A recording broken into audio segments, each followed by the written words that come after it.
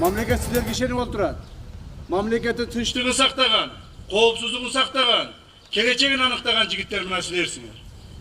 Ошондуктан урматтуу президентибиз, урматтуу Садыр Нуркожоевич Жапаровдун бизге берген негизги тапшырмалардын бири сиздерге шарттарды түзүү.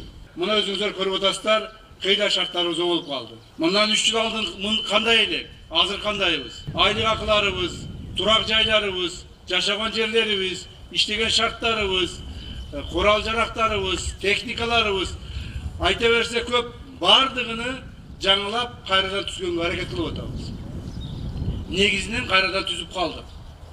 Урматтуу жоокерлер, мындан ары сиздерден негизинен коюлган талап мамлекетти көздүн карагендей сактоо.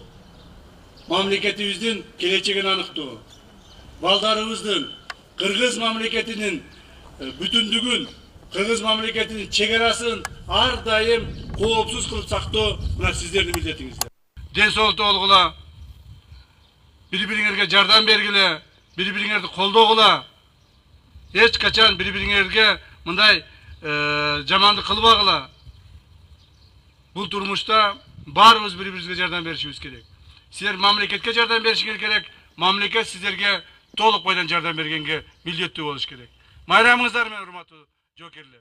Камчыбек Ташиев чегарачылар үчүн курулган жаңы ашкананы көрүп, аскерлер менен биргеликте майрамдык түштөөнү кылып, тийиштүү жетекчилерге тапшырмаларды берип, Баткенге болгон бул жолку жумушчу сапарын аяктады. Айбек Исабеков, Самирбек Тойчубаев, регион Баткен облусу.